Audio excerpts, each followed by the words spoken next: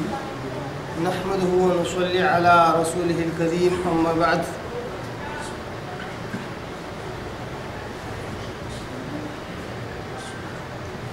تمام قسم کی حمد و ثنا تعریف کبریائی بڑائی اسی اللہ وحدہ لا شریک کے لیے لائق اور زیبا ہے جو ساری کائنات کا خالق مالک میرا اور آپ کا مربی ہے۔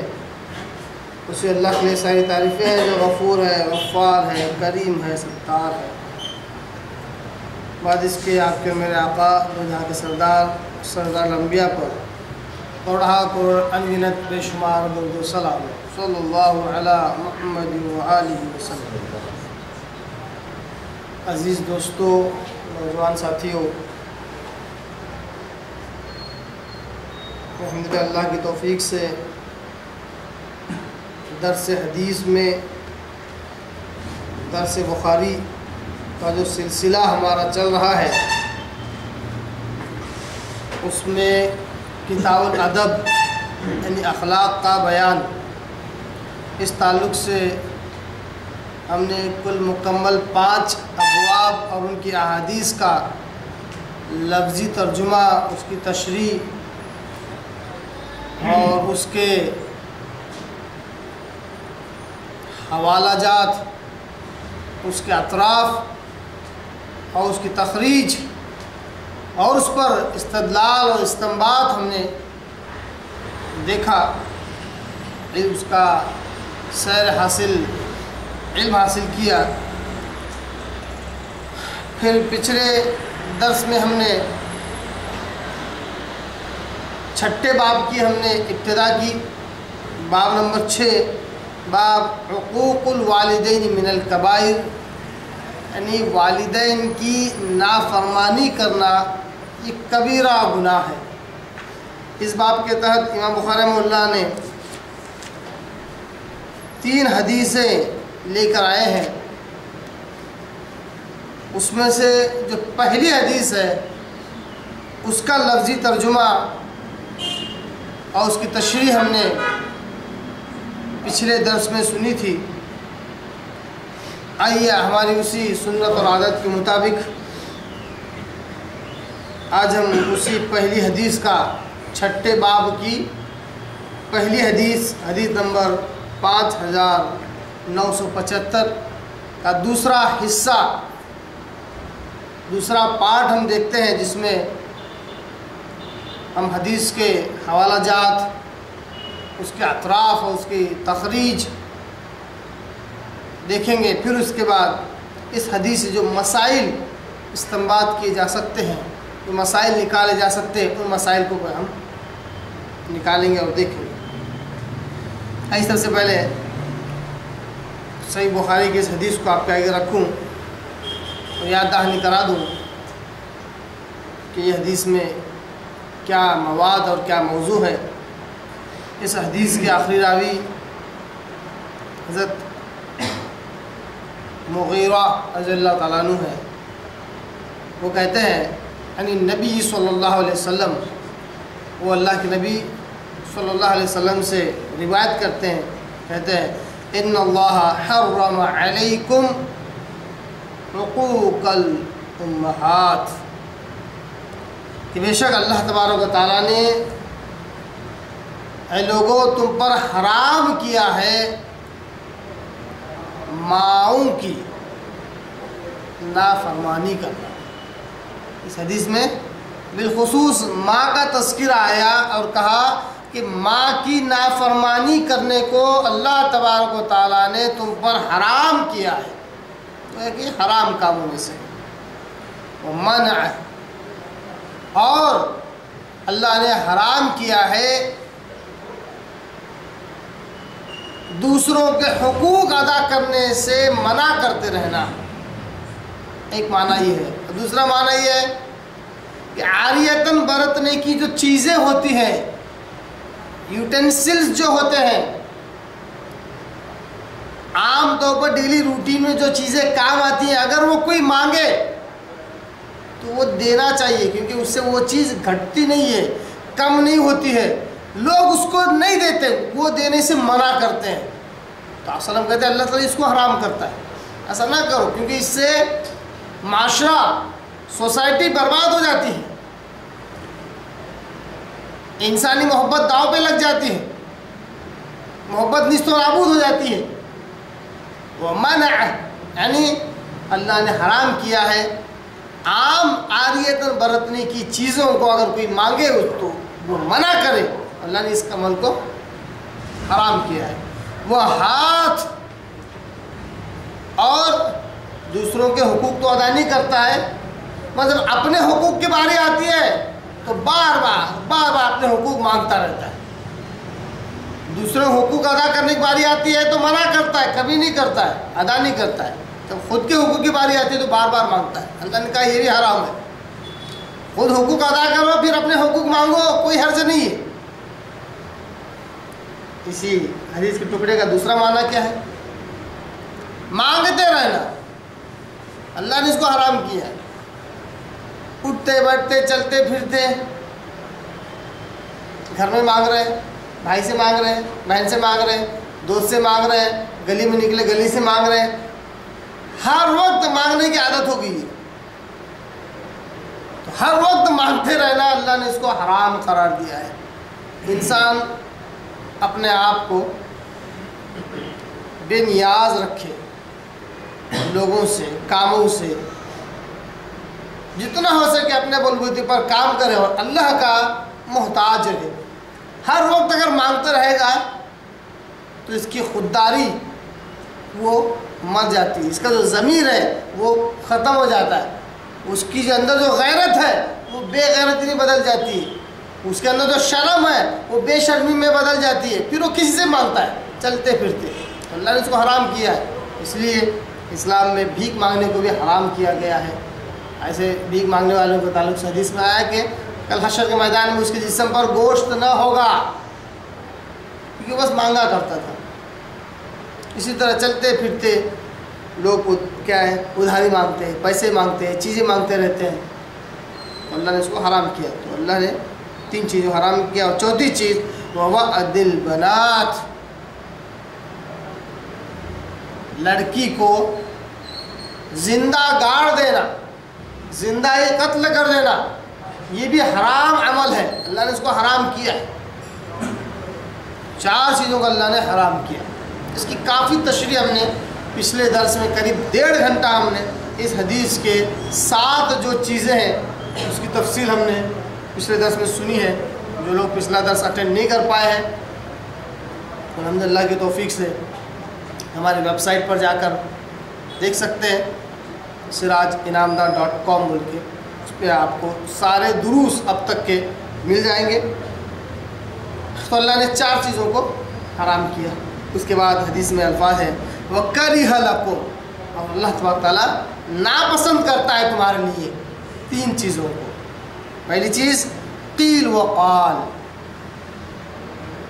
یعنی بکواس کرتے رہنا، بک بک کرتے رہنا، اس نے مجھ سے کہا، میں نے اس سے کہا، پھر اس نے ایسا کہا، پھر میں نے ایسا کہا، بیجا بحث کرتے رہنا جس کا کوئی نتیجہ نہ ہو، اللہ نے اس کو پسند نہیں کیا۔ ہاں کوئی مدعے کی بات ہے، کوئی نتیجہ خیز بات ہے، وہاں پر بات کی جائے، وہاں پہ تھوڑا بحث کی جائے تو بات سمجھ میں آتی ہے۔ بیجا بحث کرتے رہنا، بیجا قیل و قال، بکواس بک بک بک بک کرتے رہنا، اللہ نے اس کو ناپسند کیا ہے۔ وَكَثْرَةُ السُّؤَالِ، دوسری چیز جس کو اللہ ناپسند کیا ہے وہ ہے کثرت سے سوال کرنا، چاہے وہ دینی اعتبار سے ہو چاہے دنیا اعتبار سے ہو۔ کہا تھا کہ بعض لوگ ایسے بھی ہوتے ہیں واقعی جن کی پیشانی پہ کوشچن مارک ہوتا ہے، بات کرے تو ایک کوشچن ہوتا ہے، بات کرے تو ایک کوشچن، اگر وہ کوئی بات سمجھانا بھی چاہے تو 4 کوشچن کر کے سمجھاتے، 4 کوشچن کرنے کے بعد وہ بات سمجھاتے۔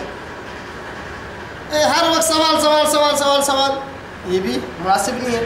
اسی طرح بالخصوص دینی اعتبار سے ہر معاملے کی کھوج کرتے ہوئے سوال سوال سوال، اللہ نے اس کو بھی ناپسند کیا۔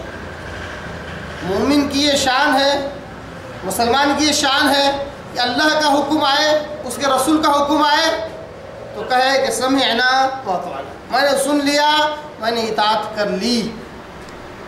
اب مجھے یہ نہیں دیکھنا ہے کہ وہ کیوں ہے اور کیا ہے اور صحیح ہے یا میرا غلط ہے نہیں، اللہ اس کے رسول نے کہہ دیا بس مان لینا، یہ ایمان۔ سوالات جتنا زیادہ کریں گے اتنا زیادہ نقصان بھی ہوگا۔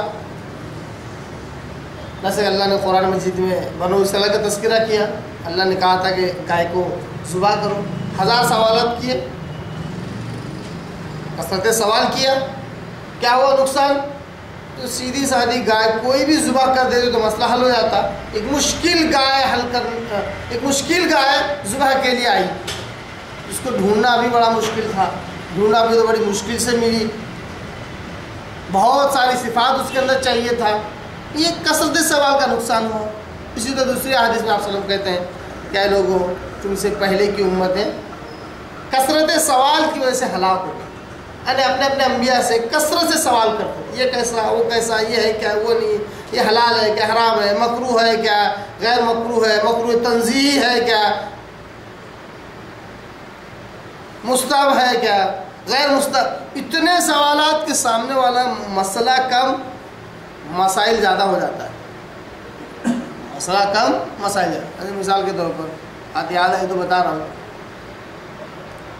نبی صلی اللہ علیہ وسلم نے غسل کیسے کیا، اگر مسلمانوں کو پوچھے ایک بھی سیدھا جواب نہیں دیتا ہے کہ نبی صلی اللہ علیہ وسلم کا یہ غسل کا طریقہ ہے، بس یہ سنت ہے، یہ سنت طریقہ ہے، کوئی نہیں بولتا۔ اس کو یاد رکھنا ہی بڑا مشکل ہے، کیوں؟ 3 فرائض، 4 سنتیں، 17 کیا ہے مستحب، 18 غیر مکروہ، 50۔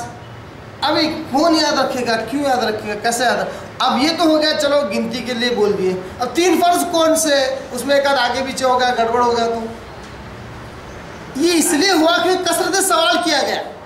اللہ علیہ وسلم نے غسل کیسا کیا؟ مائی عائشہ رضی اللہ کہتے ہیں کہ آپ صلی اللہ علیہ وسلم حمام میں جاتے تو اس طرح کرتے، یہ ہو جاتا غسل، بات ختم ہو گئی۔ مائی عائشہ رضی اللہ نے غسل کا طریقہ بتلا رہی ہے، حضرت میمونہ رضی اللہ عنہا غسل کا طریقہ بتلا رہی ہیں، اس کو بیان کر دیتے تو غسل کا طریقہ ختم ہو جاتا، بجائے اس کے فرائض کتنے، نوافل کتنے۔ ایک صاحب نے بڑا عجیب و غریب بچپن کی بات ہے بیان کر رہے ہیں، بولے اگر کوئی آدمی وضو کرنے کے لیے گیا، کچھ بھی دماغ لگا، غلطی سے حوض میں گر گیا، اس کو وضو کرنے کی ضرورت نہیں ہے، اس کا تو غسل ہو گیا، بولے وضو کرنے کی ضرورت نہیں اس کا، کیوں؟ ایک بال بھی سوکھا نہ رہے، اگر ایسا پڑو جس میں پانی اگر لگ گیا تو اس کا غسل ہو جاتا، اس میں فرض ہو گیا، سنتیں ہوگی، کیا ہے مستحبہ ہوگا، سب ہو گئے۔ یہ کثرت سوال کا نتیجہ ہوا۔ فرائض کتنے، سنتیں کتنی، یہ نفلیں کتنی، یہ مکروہات کتنے، مستحب کتنے، مکروہ تنزیہی کون سا، مکروہ غیر تنزیہی کون سا، مکروہ تحریمی کون سا۔ ابھی جب سوالات کرتے ہیں تو اتنا جوابات بھی دینا پڑتا، علماء کو، مفتیان کرام، اس کی وجہ سے وہ تو سیدھا سادہ مسئلہ تو پیچیدہ بن جاتا ہے۔ اللہ نے اس لیے اس کو ناپسند کیا ہے، یہاں تک کہ کیا کہا آپ صلی اللہ علیہ وسلم نے دوسری حدیث میں، بخاری کی حدیث میں، اللہ نے اس سے پہلے کی امتوں کو ہلاک کر دیا اسی وجہ سے، کثرت سوال کرنے کی وجہ سے۔ آج بھی تو مسلمانوں کا یہ حال ہے، کسی بھی ایک عام مسلمان کو پکڑو آپ، مفتی صاحب سے سوال کرنے کو بولو، ایسا ٹیکنیکلی دماغ لگا کر، لاجک لگا کر ایسا کوشچن کرتا کہ مفتی صاحب مجبور ہو کر وہی جواب دینا جو یہ چاہ رہا، کیونکہ ادھر سے کوشچن کر دو، ایسا کوشچن کرتے مفتی صاحب ادھر جا رہے تو ایک اور کوشچن، اگر ایسا بھی رہا تو مفتی صاحب پلٹنا ادھر آتے پھر ادھر ایک کوشچن سیدھا لا کے مفتی صاحب وہاں کھڑا کرتے جہاں جواب چاہیے رہتا۔ مفتی صاحب بولتے صاحب یہ دیکھو مجبوری میں دے رہا ہوں، ابھی وہ آپ کے حالات آپ بہتر جانیں، آپ دے دو، آپ مجبور ہو دو، کچھ بھی دو، میرے حساب سے دے دو، آپ بولتے ہیں۔ ایسا نہیں ہے، اسلام کسی کے دل کا نہیں ہے، مفت کا نہیں ہے یہ کہ مفت میں دے دیا جائے۔ اسلام ہے، کسی کو پٹے نہ پٹے، کسی کو سمجھ میں آئے نہ آئے، کسی کے لیے آسان ہو مشکل ہو، اسلام ہے۔ یہ کثرت سوال کی وجہ سے کیا یہ نقصانات ہیں۔ تیسری چیز جس کو اللہ تبارک تعالیٰ ناپسند کرتا ہے وہ ہے اضاعت المال، یعنی مال کا ضائع کرنا۔ مال کا ضائع مطلب اللہ نے پیسے دیا ہے، صحیح جگہ خرچ کریں گے تو اللہ ثواب بھی دے گا، غلط جگہ خرچ کریں گے تو برا دیتا ہے، اللہ تبارک تعالیٰ ناراض بھی ہوتا ہے، اللہ پسند نہیں کرتا ہے اس کو، حالانکہ ناپسند لایا اللہ نے، حالانکہ حرام بھی ہے، اپنے پیسوں سے شراب خرید کر پینا کیا ہے؟ یہ مال تو ضائع ہو رہا ہے، حلال ہے حرام ہے، مگر اللہ نے اس کو ناپسند کیوں قرار دیا؟ کیونکہ انسان کرتا ہے، پیسے رہے نا کھجلی ہوتی رہتی، کہیں تو بھی خرچ کر ڈالتا، کہیں تو بھی کوئی آ جاتا مانگنے کو، لے 2 دن بعد دینا میرے، وہ دیتا 2 مہینے کے بعد، 2 مہینے اس کے پیسے ڈیڈ اسٹاک جمع ہو جاتے ہیں، کیوں؟ کھجلی ہو رہی دے دیا، کیوں؟ میں بیوی بچوں پر خرچ کر وہی ہے نا۔ تو ایسا یہ کیا ہے؟ یہ مال کا ضائع کر رہا ہے بلا وجہ کہ حرام چیزیں لے لینا، حرام چیزیں کھا لینا، تمباکو، گٹکا، بیکار کی چیزیں کھا لینا، یہ کیا ہے؟ مال کا ضائع کرنا ہے۔ تو یہ 3 چیزیں جس کو اللہ تبارک تعالیٰ پسند نہیں کرتا۔ یہ تھی حدیث جس کا ایک چھوٹا سا مختصر سی تشریح آپ کے آگے واپس سے میں نے رکھا۔ اب آئیے ہم دیکھتے ہیں کہ اس حدیث کے حوالہ جات کتنے ہیں، اس حدیث کی تخریج اور اس حدیث کے اطرافات کتنے ہیں وہ دیکھتے ہیں۔ سب سے پہلے میں آپ کے آگے اس کی تخریج رکھتا ہوں۔ تخریج مطلب یہ حدیث دوسرے محدثین رحمہ اللہ نے کہاں کہاں کیسے کیسے روایت کی۔ یہ حدیث جو آج میں نے پڑھا آپ کے آگے ہے نا، 4 چیزیں اس کو اللہ نے حرام کیا اور 3 چیزیں اس کو اللہ نے ناپسند کیا۔ یہ حدیث مستخرج ابن عوانہ اس کے اندر کل 9 جگہ پر یہ حدیث ہے، ایک ہی حدیث ہے، یہ 9 جگہ پر ہے۔ اسی طرح صحیح ابن حبان میں یہ حدیث 2 جگہ پر ہے۔ معجم الکبیر للطبرانی، امام طبرانی رحمہ اللہ کی کتاب معجم الکبیر، اس میں 8 جگہ پر یہ حدیث ہے۔ اسی طرح شعب الایمان للبہقی، شعب الایمان امام بہقی رحمہ اللہ کی کتاب شعب الایمان، اس کے اندر یہ حدیث 8 جگہ پر ہے۔ یہ میری استطاعت کے مطابق ہے، یہ زیادہ بھی ہو سکتا ہے، کم بھی ہو سکتا ہے، کم تو نہیں ہوگا، زیادہ مل سکتا ہے۔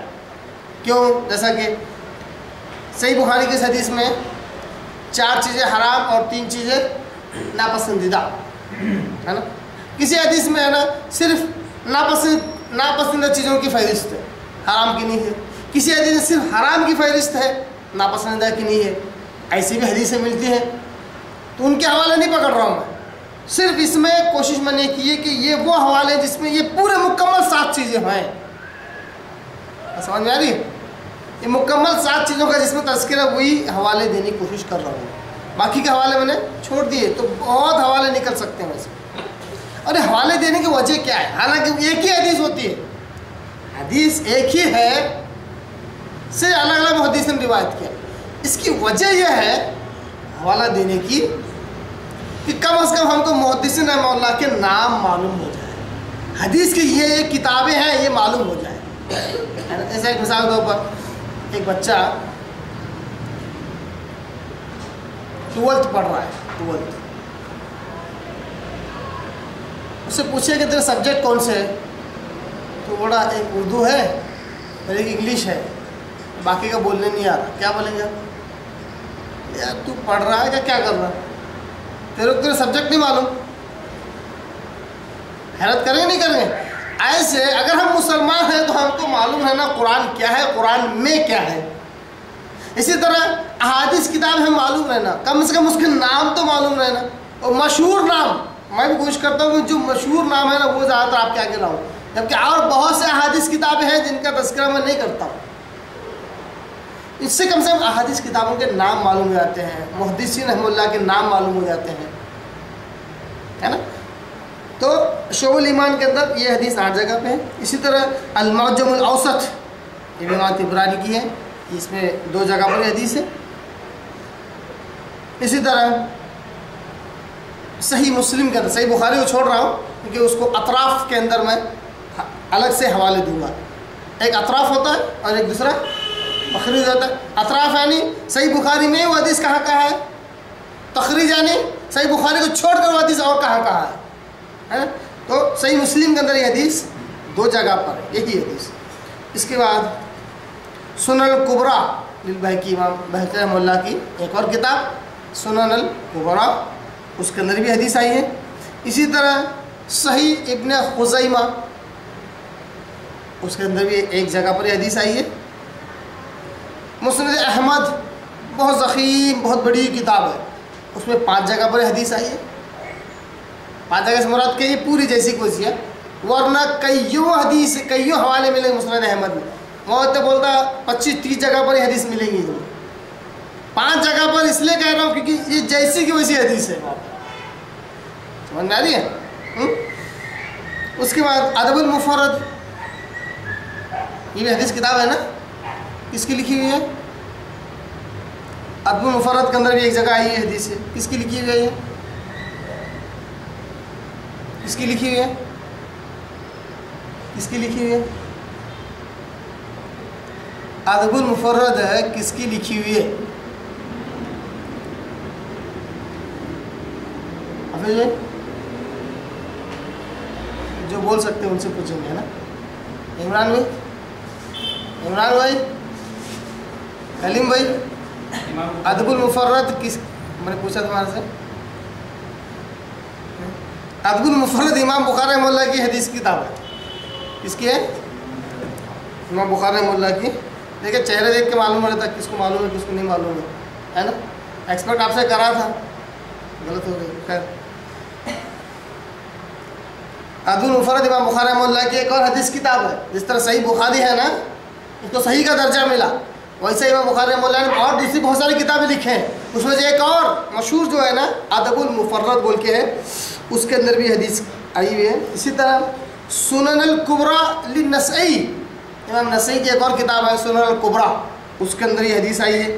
اسی طرح ایک اور صحیح کتاب صحیح ابن حبان، اس کے اندر یہ حدیث 11 مرتبہ آئی ہے، 11 جگہ پر۔ اس کے بعد سنن دارمی، سنن دارمی یہ اس کے اندر بھی یہ حدیث ایک جگہ آئی ہوئی ہے۔ اس سنن سنن کیوں بولتے ہیں پتہ ہے؟ سنن دارمی، سنن ترمذی، سنن نسائی، پتہ ہے کیوں بولتے ہیں؟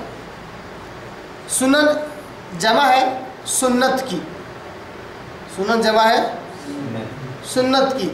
سنن ترمذی مطلب امام ترمذی رحمہ اللہ کی وہ کتاب جس میں سنتیں جمع کی گئی ہے۔ کیا جمع کی گئی ہے؟ جبکہ اگر ہم دیکھیں تو اس میں پورے حدیثیں جمع ہے۔ کیا معلوم ہوا؟ حدیث کا مطلب سنت، سنت کا مطلب، تبھی تو حدیث کی کتاب کو کیا نام دیا انہوں نے؟ سنتوں والی کتاب۔ لوگ کیا بولتے ہیں؟ سنت الگ حدیث الگ۔ اگر سنت الگ حدیث الگ ہوتی تو امام ترمذی رحمہ اللہ نے اپنی حدیث کی کتاب کو سنتوں کی کتاب بول کر نام نہیں دیتے تھے، ہے نا۔ یہ تھے تخریج اس حدیث کے حوالے جو بخاری کو چھوڑ کر اور کہاں کہاں ہے۔ اب آئیے بڑھتے ہیں اطراف کی طرف، یعنی یہ حدیث صحیح بخاری میں کہاں کہاں پر ہے۔ صحیح بخاری میں سب سے پہلے یہ حدیث کتاب فی الاستقراض و اداء الدیون والحجر والتفلیس، باب ما ینہی عن اضاعۃ المال، حدیث نمبر 2408۔ جو لوگ کمپیوٹر وغیرہ پہ سرچ کرتے ہیں ان کے لیے نمبر آج کل میں بتا رہا ہوں، آسانی ہو جائے گی کہ اس لیے۔ صحیح بخاری میں ایک باب جو اس تعلق سے ہے، قرض وغیرہ کے تعلق سے، قرض ادا کرنے کے تعلق سے، اس کے اندر یہ باب ہے کہ باب اس تعلق سے کہ منع کیا گیا مال کا ضائع کرنا، اس کے اندر یہ حدیث آئے گا، حدیث نمبر 2408۔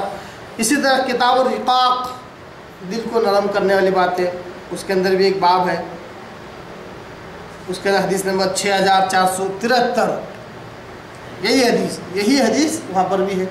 اسی طرح کتاب الاعتصام، کتاب الاعتصام بالکتاب والسنہ، دیکھو امام بخاری رحمہ اللہ نے ایک ایسا کتابی، ایک ایسا چیپٹر باندھے ہوئے، ایک ایسا چیپٹر بنائے ہوئے۔ کیا چیپٹر کا نام؟ کتاب الاعتصام بالکتاب والسنہ، کتاب اس تعلق سے کہ مضبوطی سے پکڑا جائے قرآن اور حدیث کو، صرف قرآن اور صحیح حدیث کو، کتاب کو اور سنت کو مضبوطی سے پکڑا جائے، یہ باب ہے۔ اس کے اندر ایک یہ کتاب ہے، اس کے اندر ایک باب ہے اس باب کے اندر 7292 7292 حدیث نمبر کے اندر یہ حدیث آئی ہے. کتنی جگہ ہو گئی؟ کتنے جگہ ہو گئی؟ نہیں سن رہے مطلب دھیان سے. 3 جگہ پر ہوگی. ایک کو قرض وغیرہ کے تعلق سے، دوسرا کتاب الرقاق دل کو نرم کرنے والی باتوں کے تعلق سے، اور تیسرا کتاب الاعتصام یعنی مضبوطی سے پکڑنا قرآن حدیث کو. 3 باب ہو گئے. چوتھا کتاب الزکوٰۃ، اس کے اندر بھی ایک حدیث آئی ہوئی ہے 1477 نمبر پر.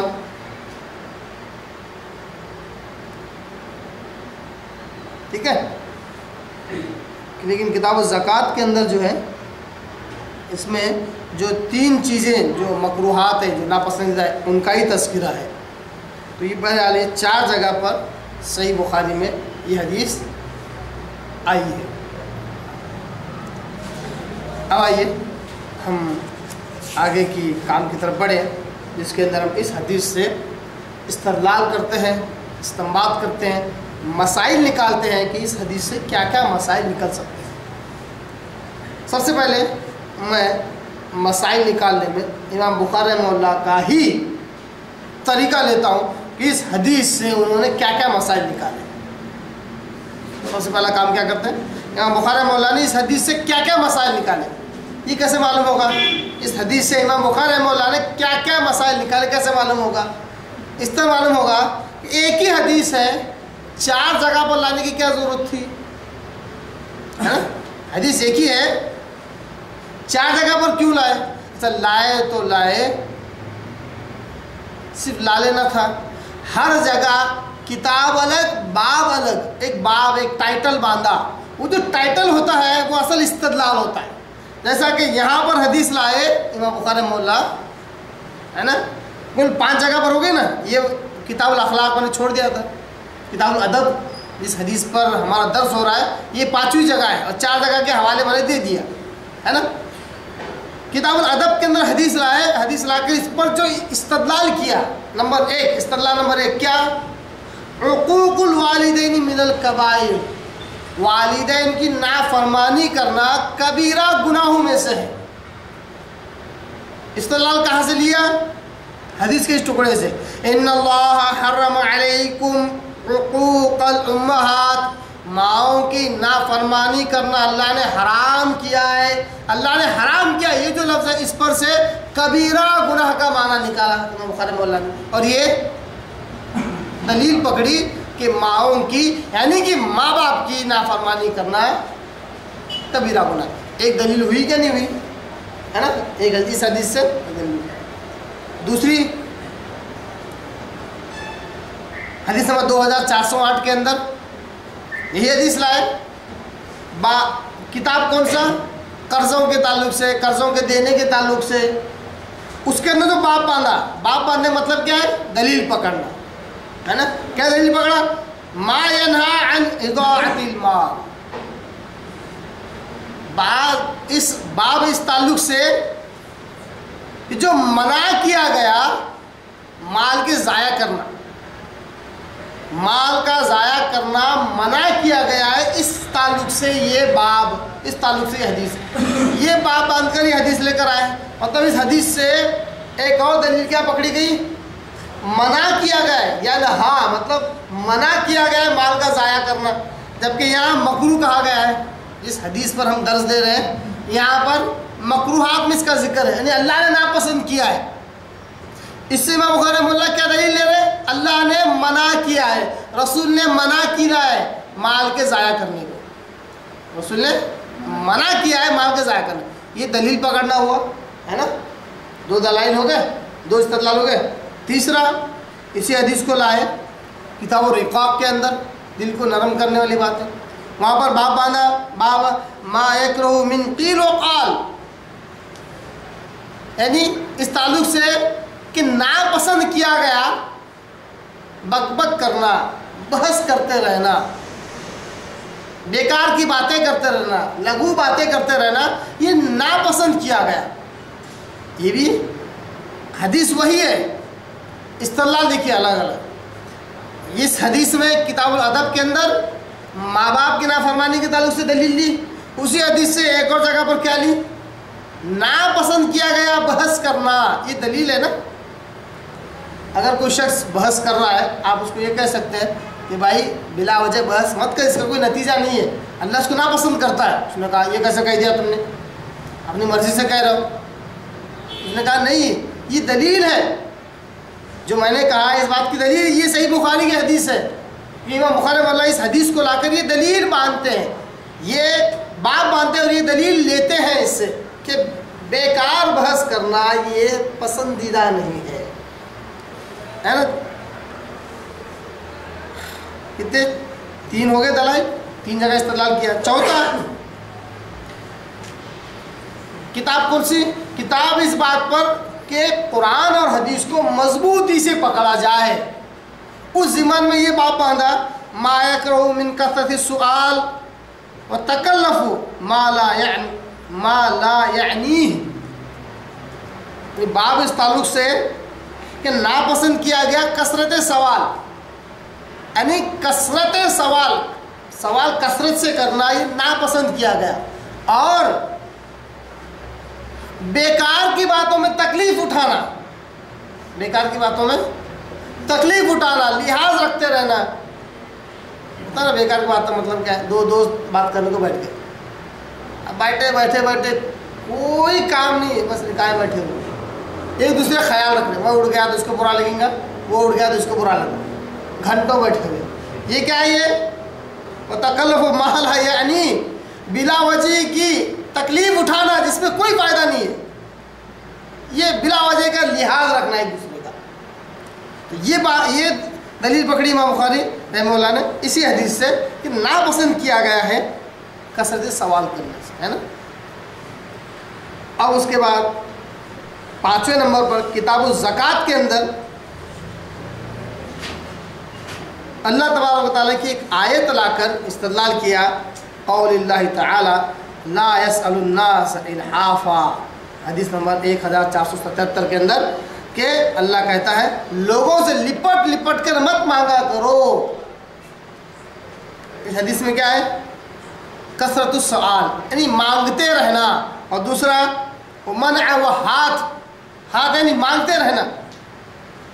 اسی حدیث سے یہ دلیل نکلی کہ لوگوں سے لپٹ کے اپنی ضرورت کے تحت مانگتے رہنا، اس سے 100 روپے لے لیا، اس سے 50 روپے لے لیا، اس سے 1000 روپے لے لیا، اس سے 2000 روپے لے لیا، اس کو بلایا، گاڑی دے رہا کیا تھا 5 منٹ کے لیے، گاڑی کا کام ہوگا، اس کے پاس گیا سگریٹ دے رہا کیا بولا، اس سے پی لیا، پھر آگے نکلا، بس اس سے مانگا اس سے مانگا، بس یہ کیا ہے؟ پوری زندگی بھیک مانگنے میں گزر رہی ہے، حالانکہ بڑا اسٹینڈرڈ بھکاری ہے، اسٹینڈرڈ بھکاری مطلب اسٹینڈرڈ لائف ہے اس کی، پھر بھی پوری زندگی کیا ہے؟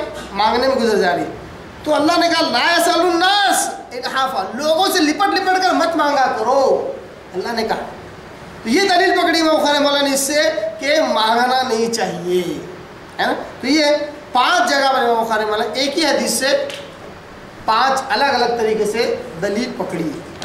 اب آئیے ہم استدلال کرتے ہیں اس حدیث سے، اور کیا کیا یہی حدیث سے یہی دلائل نکلنے والے ہیں، پھر بھی آپ کیا کہ ریپیٹ کر رہا ہوں۔ سب سے پہلی چیز کیا معلوم ہوئی اس حدیث سے کہ اسلام میں حرام چیزیں وہ ہیں جن کو اللہ تعالیٰ حرام قرار دیتا ہے نا۔ لوگ بولتے ہیں نا اسلام میں بہت ساری چیزیں حرام ہیں، کیسے معلوم کرنا حرام ہے؟ باقاعدہ قرآن میں اور احادیث میں الفاظ آتے ہیں، ان اللہ حرم علیکم، بے شک اللہ نے حرام کیا ہے، جیسے الفاظ آ گئے تو سمجھ جانے کہ جس چیز کا ذکر ہو رہا ہے وہ حرام ہے۔ اس حدیث میں کیا ہے؟ ان اللہ حرم علیکم، اللہ نے حرام کیا ہے تم پر، مطلب جن کا ذکر ہو رہا ہے وہ حرام ہے۔ ویسے ہی قرآن کے اندر اللہ نے کہتا انما حرم علیکم، بے شک اللہ نے تم پر حرام کیا ہے مردار، سور کا گوشت، بہتا خون، یہ کیا یہ حرام کی فہرست۔ جہاں ایسے باقاعدہ الفاظ آتے ہیں اللہ حرام کیا تو سمجھنا کہ وہ حرام کی فہرست ہے نا۔ دوسرا اس حدیث سے جو بات معلوم ہوئی، خاص طور پر ماں کی نافرمانی بالخصوص حرام ہے، والدین کی تو ہے ہی، اس حدیث سے عقوق الامہات، ماؤں کی نافرمانی، ماں کی جو نافرمانی یہ حرام ہے، یہ کبیرہ گناہوں میں سے ہے۔ تیسرا، حقوق کا ادا نہ کرنا اور اپنے حقوق مانگتے رہنا یہ بھی حرام ہے۔ صرف میں جن کو میں دو دروس سے سمجھا رہا ہوں ان کو صرف پوائنٹ وائز آپ کے آگے رکھ رہا ہوں دلیل کے طور پر، کیونکہ اس حدیث سے جو کھلے کھلے الفاظ ہیں، ظاہری الفاظ ہیں کہ جو دلائل نکل سکتے ہیں وہ کامن سی بات ہے، سمجھ میں آ رہی ہے، صرف ایک نکات وائز آپ کے آگے رکھ رہا ہوں۔ تیسری چیز کیا معلوم ہے اس سے؟ حقوق کا ادا نہ کرنا اور اپنے حقوق مانگتے رہنا، اللہ نے اس کو حرام کیا ہے۔ اسی طرح استعمال کی ضروری اشیاء دینے سے منع کرنا اور دوسروں سے کثرت سے مانگتے رہنا یہ بھی حرام ہے نا؟ کون سے لفظ؟ منع، وہ ہاتھ سے معلوم ہوا۔ چوتھا بڑا اہم مسئلہ ہے وہ وعد البنات، یعنی زندہ درگور کی گئی لڑکی کو زندہ دفنا دیا گیا، زندہ ہی قتل کر دیا گیا، وہ جو حدیث کا ٹکڑا ہے اس سے چوتھا نمبر کا مسئلہ کیا معلوم ہوا؟ حمل رہنے سے لے کر بچی تھوڑی بڑی ہونے تک اس کو اس وجہ سے قتل کرنا کہ وہ لڑکی ہے، یہ حرام ہے۔ حمل رہنے سے لے کر، حمل رہا، معلوم ہوا کسی نہ کسی ذریعے سے ہنٹ مل گیا کہ وہ لڑکی ہے، اور اس کو اگر گرانے کے طریقے اگر اختیار کیے جائے، ابارشن کے اگر طریقے اختیار کیا جائے تو اس حدیث کے ٹکڑے کے مطابق وہ عمل حرام ہے، حرام۔ بہت سارے لوگ اس میں یہ دماغ لگاتے ہیں کہ نہیں 4 مہینے سے پہلے گرا ہے تو کوئی گناہ نہیں ہے، 4 مہینے کے بعد گرا ہے تو گناہ ہوتا، کیونکہ 4 مہینے کے بعد روح آ جاتی، فلاں آ جاتا، جان آ جاتی۔ میں کہتا سب بیکار کی باتیں ہیں۔ حمل رہ گیا مطلب جان آ گئی، روح آئی نہیں آئی ایک الگ مسئلہ ہے۔ اللہ پیدا کرنا چاہ رہا اور تم اس کو گرانا چاہ رہے، ختم کرنا چاہ رہے، یہ حرام ہے، یہ گناہ ہے۔ جو اللہ دے اس کو لے لینا چاہیے۔ اسی طرح مسئلہ نمبر 5 اس حدیث سے جو معلوم ہوتا ہے، بیکار کی بحث اور مباحثے میں وقت ڈالنا اللہ کو پسند نہیں ہے۔ جہاں بھی بحث ہو رہی ہو وہاں انسان مزہ لیتا ہے، بلا وجہ کی بحث کا ماحول بناتا ہے، ایک دوسرے سے ڈسکشن کرتا رہتا ہے، اللہ نے اس کو پسند نہیں کیا۔ اور مسئلہ نمبر 6 کثرت سوال کو بھی اللہ پسند نہیں کرتا، بلا وجہ کے سوالات کر، جو انسان کی ضرورت ہے اگر وہ سوال کرے تو کوئی حرج نہیں ہے، اس سے انسان کے علم میں اضافہ ہوتا ہے۔ جیسا کہ بار بار میں کہتا رہتا ہوں کہ سوال 3 قسم کے ہوتے ہیں، اس میں ایک سوال وہ ہوتا ہے جو سوال براہ علم ہوتا ہے، یعنی علم حاصل کرنے کے سوال کیا جاتا ہے، یہ پسندیدہ ہے۔ اسی طرح سوال براہ عمل ہوتا ہے، یہ سوال اس لیے کیا جاتا ہے تاکہ عمل کیا جائے، یہ پسندیدہ ہے۔ اسی طرح تیسرا سوال ہے سوال برائے سوال، سوال اس لیے کیا گیا کیونکہ کرنے کا تھا، یہ ناپسندیدہ ہے، اللہ اس کو پسند نہیں کرتا۔ اسی طرح 7واں اور آخری مسئلہ، مال کا ضائع کرنا بھی اللہ کو پسند نہیں ہے۔ مال کی حفاظت کرنا، خود کا مال ہو چاہے دوسروں کا مال ہو، مال کی حفاظت کرنا، اس کو صحیح جگہ پر لگانا، یہ انسان کی ذمہ داری ہے۔ اللہ کے دیے مال کی، اس کی امانت کی حفاظت کرنا ہے، اس کو صحیح جگہ لگانا ہے تاکہ اس کا فائدہ ہو، اس پر ثواب ملے اور اللہ راضی ہو۔ اس کو غلط جگہ خرچ کرنے سے اللہ تعالیٰ ناراض ہوتا ہے۔